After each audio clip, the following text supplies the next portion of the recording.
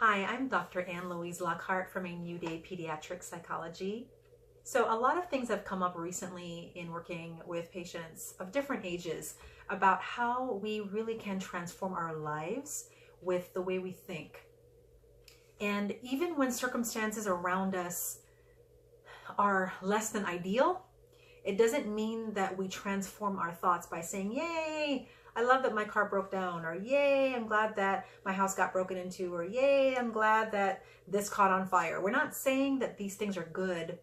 We're just looking at how we're thinking about it. Are we labeling and name calling ourselves or the situation? So are we saying, oh, I'm so stupid for getting into that car accident. I'm so dumb that I blah, blah, blah, blah, blah. Man, I'm such a loser. I'm so lazy. Like, are we using these terms to describe ourselves in a way that's unhealthy and unhelpful? And in those cases, then yeah, you're going to be feeling pretty miserable because you're always name calling yourself. You are calling yourself things and you are living up to that identity.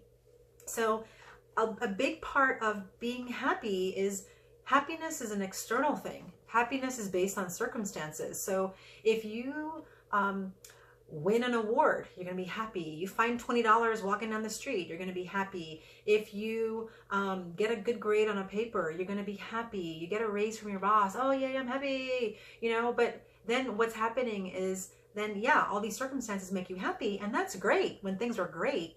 But then what happens when things go bad? And I think a big part of it is to know that even in the middle of a situation that is not ideal, it's saying that, you know what, I may not be happy because the circumstances sure don't show this, that happiness is part of an appropriate emotion, but it's about saying that, you know what, I'm going to choose to be joyful and content in spite of my circumstances.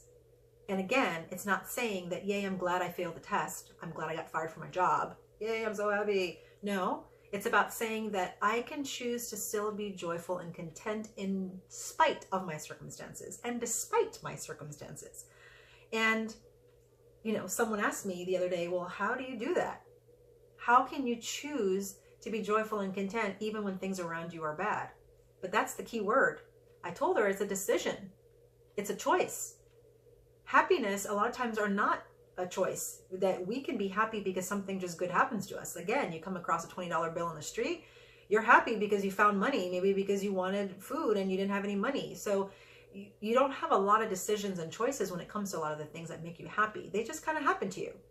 Joy and contentment, that is a significant choice because it's not based on your external circumstances. It's not based on situations that are happening around you.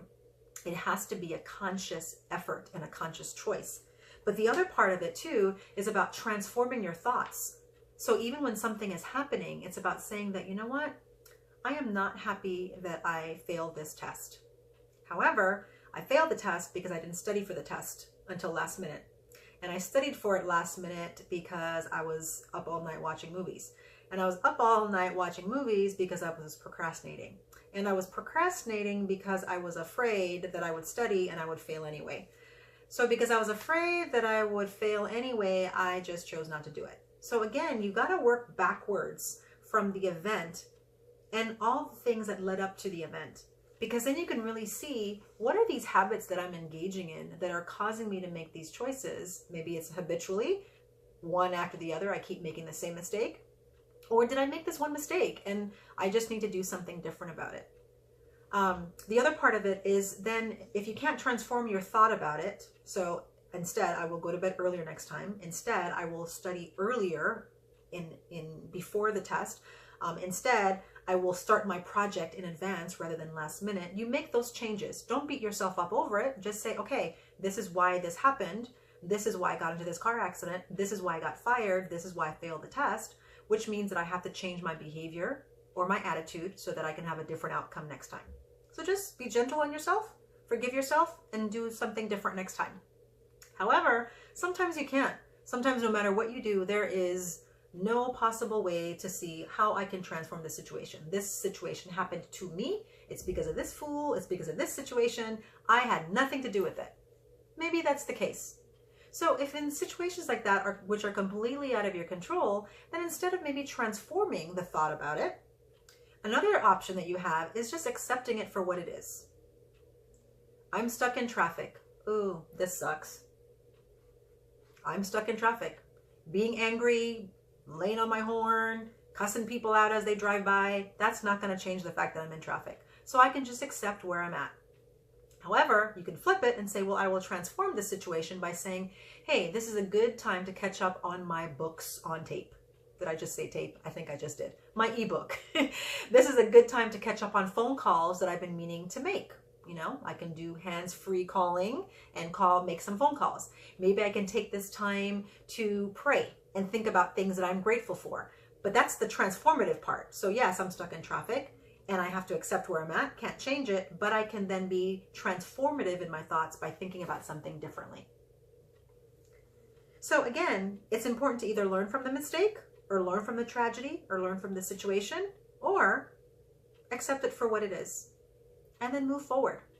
Because you know, a lot of situations that we go through when they're truly miserable and traumatic and life-changing, nobody would blame you for beating yourself up or feeling sorry for yourself or crawling into the corner and just wailing and bawling and just being just totally at a loss. Nobody would blame you for a lot of things that happen. But yes, you have every right to feel that way. The problem though is that, okay, so you're justified and you have a right in feeling that way, but now you're stuck in the corner and you're not moving forward. You're paralyzed with fear. You're paralyzed with grief. You're paralyzed with just feeling sorry for yourself or bitterness, and now you're stuck. So now what? So we can either transform the grief, we can transform the pain and make it into something that's meaningful. Instead of being a traumatic situation, it could be an opportunity for growth, for lessons learned. Or you could just accept it for what it is and then just move forward. Now, I'm not saying any of this is easy and it's just a simple 1, 2, 3 and you go forward. It's a process. But the biggest part of the process are your thoughts. You transform how you think, and then when you do that, you can truly learn to be joyful and content regardless of the circumstance. Thank you so much for watching. I truly wish you the very best.